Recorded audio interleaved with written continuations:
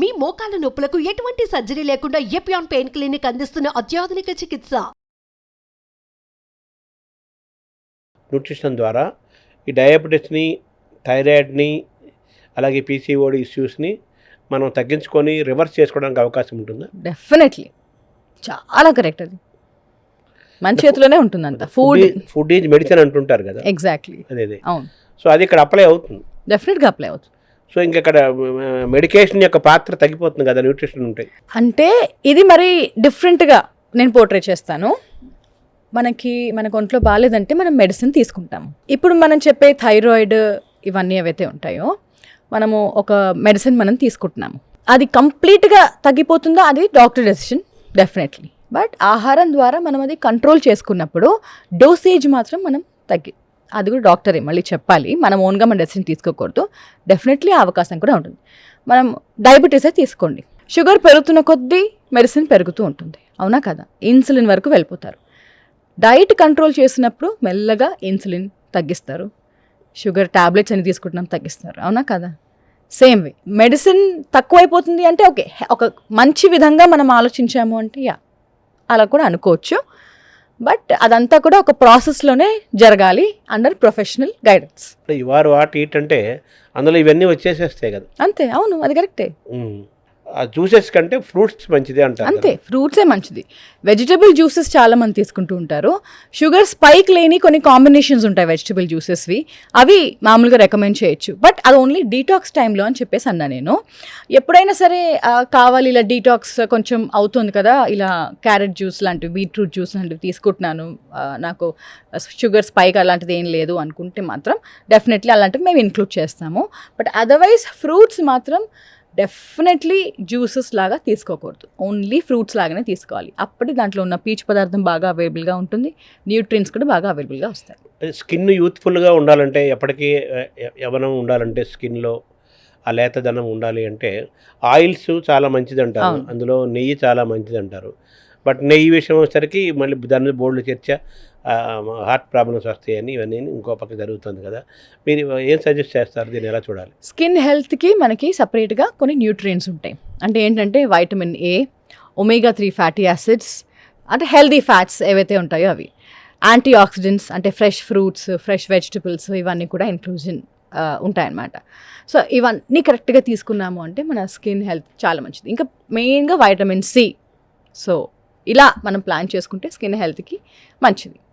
మనం భారతీయులము, ముఖ్యంగా తెలుగు వాళ్ళం కదా. సో మనకు సగటున ఒక యావరేజ్ తెలుగువాడు మార్నింగ్ నుంచి నైట్ వరకు ఎటువంటి ఆహారం తీసుకుంటే, ఏం తింటే మనిషి వాడు మెటబాలిక్ గాను, అలాగే ఎక్స్టర్నల్గా అపీరెన్స్ కానీ, వాడి బాడీ కండిషన్ కానీ, కాన్స్టిట్యూషన్ కానీ అన్నీ పర్ఫెక్ట్గా ఉండాలంటే మీరు ఏం సజెస్ట్ చేస్తారు ఒక as a nutritionist? What is your chart for an average Indian Telugu person? అంటే చార్ట్ అనేది కాకుండా మీరు తినే ప్రతి మీల్లో మీరు చూసుకోవాల్సింది ఏంటి అంటే, ఇప్పుడు మనకి మెయిన్ కార్బ్స్ ఉంటాయి. అంటే బ్రేక్ఫాస్ట్ అయినా, డిన్నర్ అయినా, లంచ్ అయినా, రైసో, ఇడ్లీయో, దోసో ఏదైతే ఉంటుందో ఎంత క్వాంటిటీ తీసుకుంటున్నామో ఈక్వలెంట్గా మనం ప్రోటీన్ తీసుకోవాలి, దానికి డబుల్ మనం వెజిటబుల్స్ తీసుకోవాలి. అలా మీరు మెయింటైన్ చేశారు అంటే అసలు మీకు ఇంకా ప్రాబ్లమే ఉండదన్నమాట.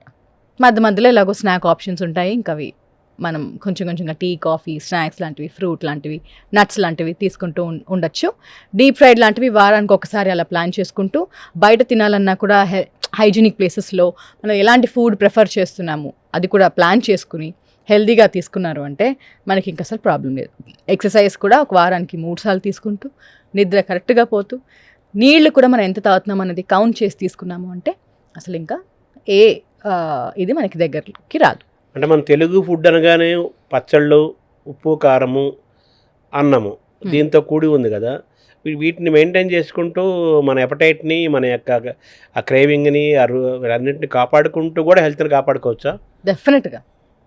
పచ్చళ్ళు తీసుకోండి, ఇంట్లో చేసిన రోటి పచ్చళ్ళు తీసుకోండి, ఆవకాయ పచ్చళ్ళు లాంటివి ఎప్పుడో ఒకసారి తీసుకోండి. ఎందుకు అంటే దాంట్లో అంత నూనె వేస్తాము, ఉప్పు వేస్తాము.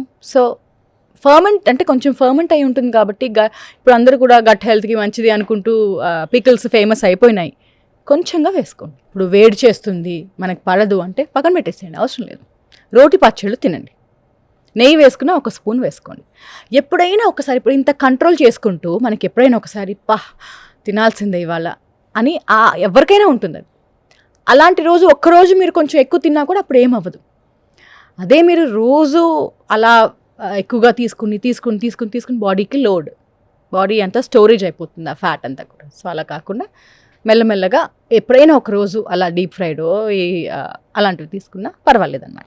అందరూ స్లిమ్గా కనిపించాలి, వాళ్ళ వయసు కంటే తక్కువ కనిపించాలి, యాంటీ ఏజింగ్, వీటన్నిటికీ వెయిట్ లాస్, ఇవన్నీ లింక్ ఉన్నాయి కదా, ఈ తగ్గాలి ఇవన్నీ అంటుంటారు కదా, దీనికి ఏంటి మీరు సూచించే బెస్ట్ ఫుడ్? అదే అండి, కరెక్ట్ బ్యాలెన్స్ అనేది ఉండాలండి.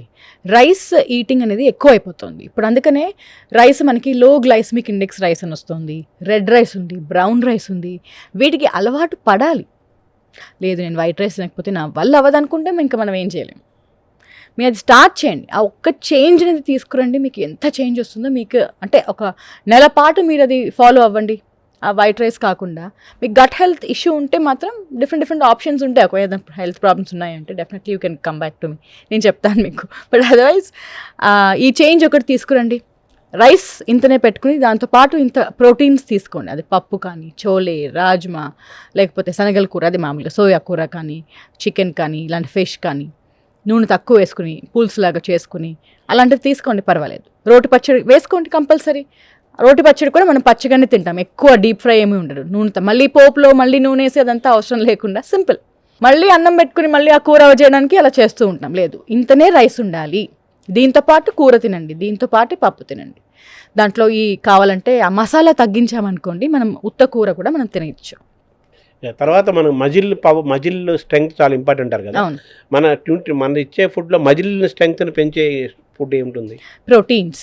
అందుకే అందరూ కూడా వర్కౌట్ చేసేవాళ్ళు ప్రోటీన్ దాని వెనకాల పడతారు. ఎందుకంటే వర్కౌట్ చేస్తే డెఫినెట్లీ మజిల్ స్ట్రెంగ్త్ అనేది పెరుగుతుంది. దాంతోపాటు ఆహారం నుంచి హెల్తీ ప్రోటీన్స్ అనేది మనం తీసుకురావాలి.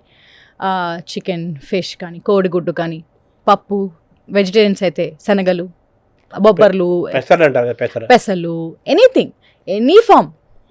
రోజు ఓన్లీ పెసలే తింటూ ఉండలేం కదా. బొబ్బర్లు ఒకరోజు పెసలు, ఒకరోజు శనగలు, బొబ్బర్లు అంటే అలసందలు అలాంటివి తీసుకుని ఉంటే మనకి ప్రోటీన్స్ వస్తాయి, lot of other vitamins, minerals అన్నీ కూడా దాంతో పాటు వస్తాయి అన్నమాట. ఇప్పుడే ఉడకబెట్టిన తింటున్నారు, ఒకప్పుడు గుగ్గిళ్ళు అనేవాళ్ళు, అది హెల్త్, అది బాగా డెఫినెట్లీ ఉడకబెట్టి మనము సాయంత్రం స్నాక్స్ లాగా కూడా మనం తీసుకోవచ్చు.